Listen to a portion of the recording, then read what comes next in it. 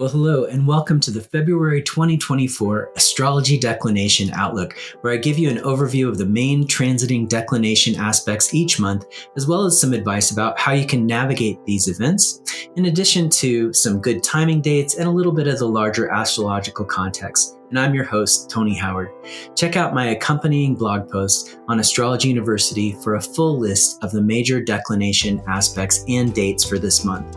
If you're brand new to declination and you just want to know what it is, check out my blog post, What is Declination at Astrology University? All right, with that, let's get started. In this month's report, I want to mention some of the larger context of the global transits before I get into talking about the declination aspects. Well, Pluto is back in Aquarius for a few months, as you might know, and it's in the news in the United States as we're seeing increasing division and differentiation between the states and the federal government. Aquarius supports differentiation and splintering into groups who have a shared interest, for better or for worse. But this creates challenges for those organizations that seek a more global union, or at least some kind of umbrella structure that oversees or contains or tries to contain those differing points of view. Jupiter forms an exact conjunction with Uranus in April, but this transit's already in range and quite visible in the collective.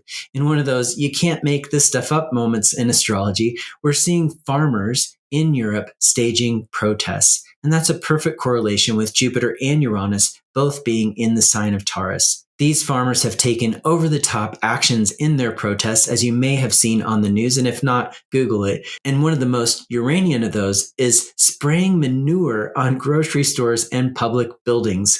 Boy, if that's not Jupiter plus Uranus in Taurus, I'm not sure what is. Of course, it's a specific version of that transit, but interestingly, the French were in the news staging protests and kicking off the French Revolution with the storming of the Bastille in 1789, while Jupiter was conjunct Uranus, that time in Leo. This is a trigger transit that can catalyze longer social movements or rebellions or revolutions that then make sense in the context of some of the slower transits that are unfolding at the time. And during the French Revolution, there was a lot of complexity there. It'll be interesting to see what develops in the months to come in the current set of transits we're experiencing now. And I'll be talking about this in detail in person at a workshop in Dublin in April with the amazing Mark Jones, and registration is still open for that one. And we also have an online summit coming up at Astrology University in March featuring 10 astrologers all talking about this topic. You can get those details and sign up through our events page at astrologyuniversity.com/events. Well, if you've been following my declination report for the last couple of months, you'll remember we've been having a Mercury, Mars, Neptune theme. Well, that's shifted now. You might remember that Mars was out of bounds last month, adding to the edgy but innovative potential in the air, but Mars has now come back into range. This means that we now get to look back at our impulses or see our Mars kind of actions or impulses from the last month with a little bit more perspective. Did you get a fresh or innovative idea that now feels like it might actually be viable? If so, the signs could point toward taking that next step. Or did you have one of those classic out-of-bounds moments where you got yourself into a little bit of wacky territory, at least it seems so now, and now you're starting to wonder just what you were thinking? If that's the case, have compassion for yourself. Set that plan aside for now. I don't always have judgments for those off-the-rails moments that we sometimes have, and I can see them as a necessary part of a creative process that helps us move forward on our own terms later. Have you ever been in a brainstorming meeting where people are asked to free associate with ideas and people are just throwing things out and seeing what sticks? You'll know if you've done that some of those ideas are great and some of them are a little bit out of left field, and that's okay. We all think that's just part of the process. Our Mercury function gets called in there to help sort them all out, and then our Saturn function helps us figure out what to commit to. These Mars out of bounds periods can sometimes take us in especially interesting directions that we later question. But this cycle can also keep us from getting stuck in a rut, and it can actually facilitate the creative process that leads us right where we need to go later. We just can't always see it when we're in it.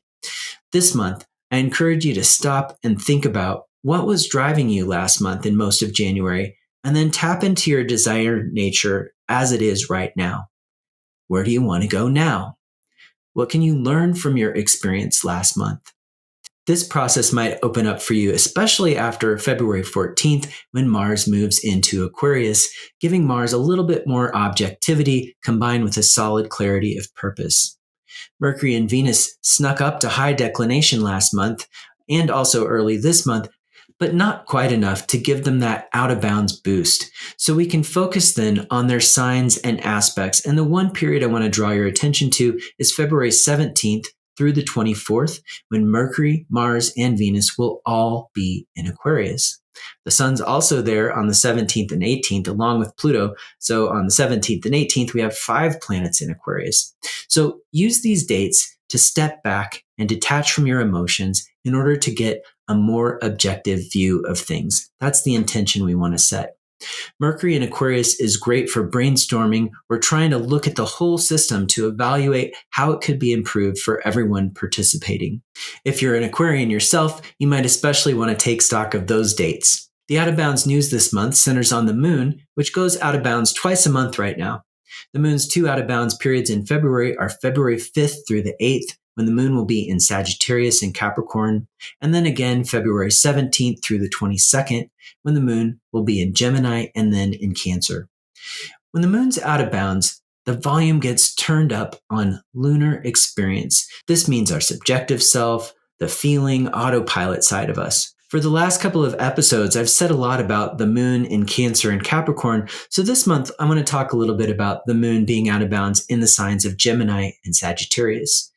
On February 5th, while the moon's in Sagittarius and out of bounds, we have an opportunity to tap into a more positive outlook. If you're normally a cup half empty person, these are great days to try to fill the cup a little more. I'm not going to ask you to turn into a cup half full person, but put a little bit more in the cup.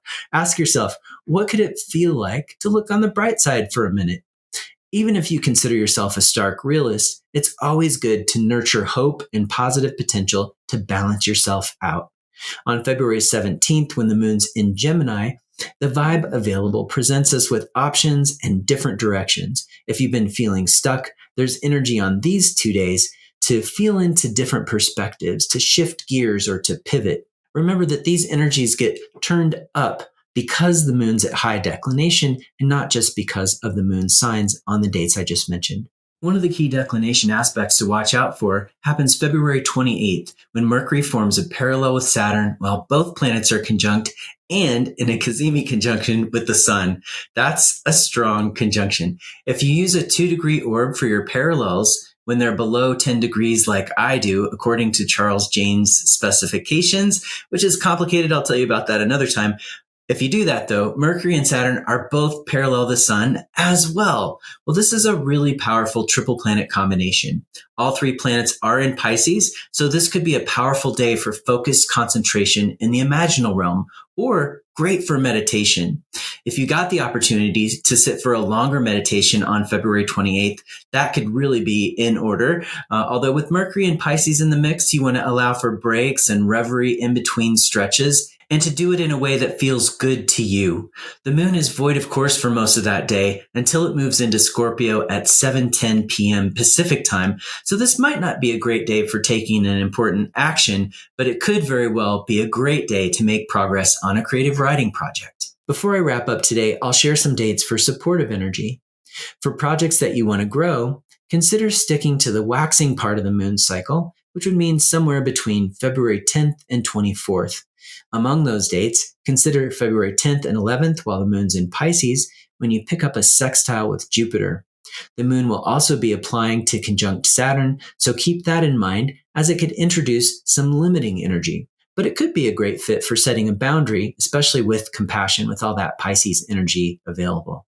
On February 14th and 15th, while the moon's in Taurus, you'll get to tap into the moon conjunct Jupiter and also Uranus.